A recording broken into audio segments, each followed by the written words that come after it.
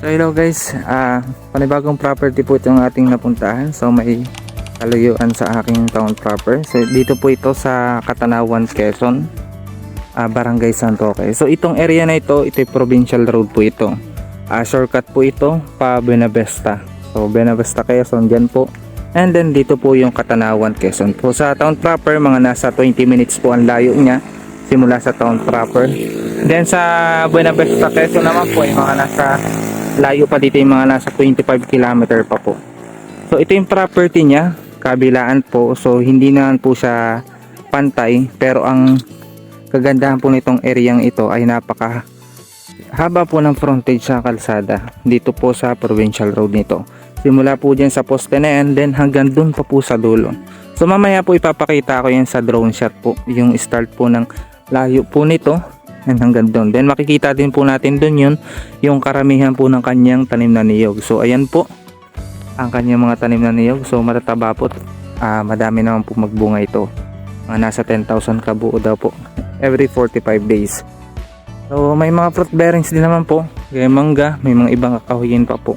So yung area lang niya, hindi lang siya pantay. So taas baba, ganyan sa baba. Then dito kabilaan po kasi ito. Ayan, papakita ko po sa inyo yung portion dito. Ayan. So ito yung sa baba. So hindi naman po dito binabaha itong area ito. So ganito lang po talaga ang ano ng lupa ng Buenavista, Quezon, Katanawan, sa baba. So limit po ang mga flatland po dito. So kagandahan nga po nito ay provincial road po ito, hindi po basta barangay road lang. Kita niyo yung lapad. So ayan po, kawayan, yan, mga bagong tanim pa, maraming punong kahoy. So madaming tanim yung kanyang area. So mga nasa 1,500 daw po ang punong niyog nito. So malalakas naman magbunga at matataba naman po yung kanyang niyog. So puntahan ko lang po yung kabilang area. Sa tubig, may tubig din naman po ditong paniguradong pagkukunan. Kuryente, meron din naman po.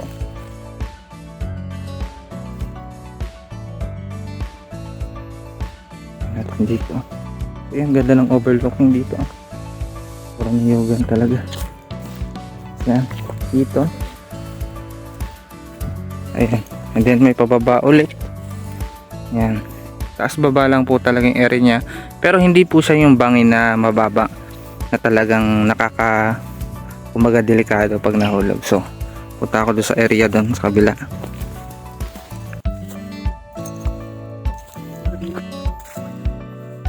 Hindi lang, may palipad naman ako dun.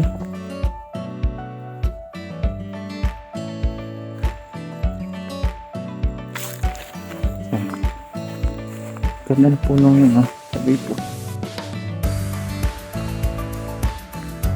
Yan, maganda yung kanyang lang taniman talaga. So kaya lang po, pag-usapan po natin ang presyo nito. Ang presyo daw po nito ay pumabat ko na ng 6 million. So reasonable naman po siya doon. Ang sukat po nito ay 9.8 hectares. So almost 6 hectare, 10 hectares na po yung kanyang sukat. Kasi 2,000 square meter na lang, 10 hectares na. So na yan po. Ayan yung niyugan po. Ayan naman. Kabilaan daw po kasi ito.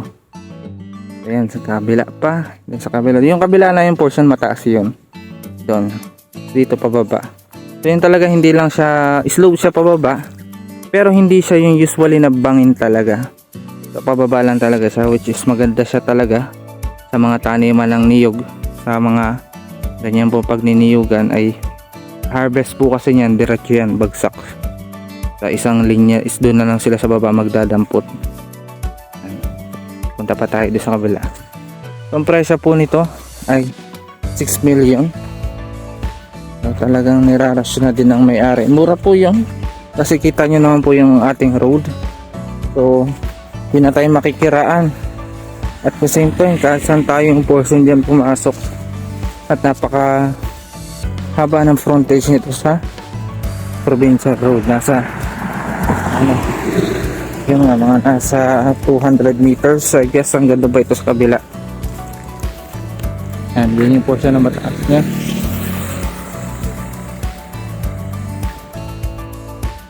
Maganda pagtanim. Maganda din ang lupa niya pati.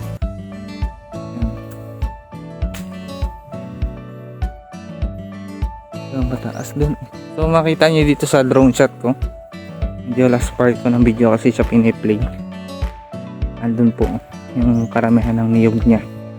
Makita niyo naman. Andun pa naman yan. Kabila pa doon. Kaya mahaba po talaga ang frontage niya. Yung ganyan lupa. Mataba yan lupa ganyan. Maganda. So yan po yung property nating available ngayon dito sa Katanawan, Quezon. 9.8 hectares sa presyong 6 million. Kung magustuhan nyo po ito, message nyo lamang po ako at i-ready po natin ang ating team para sa pagsama po sa inyo para bisitahin po itong area na ito.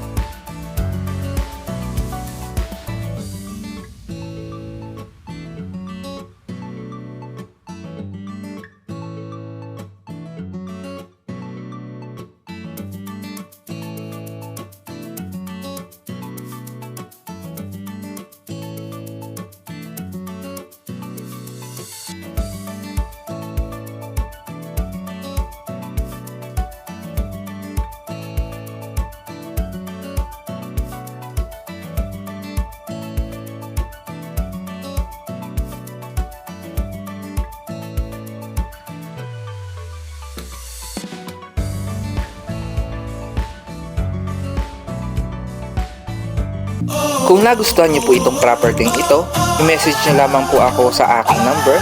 Available po yan sa WhatsApp at Viber o kaya naman sa aking Facebook account, Peter Purificacion-Ulayaw.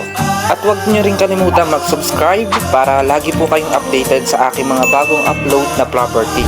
Baka sa kasunod na upload ko ay yun ang farmland na hinahanap mo. Yun lang, maraming salamat sa panonood.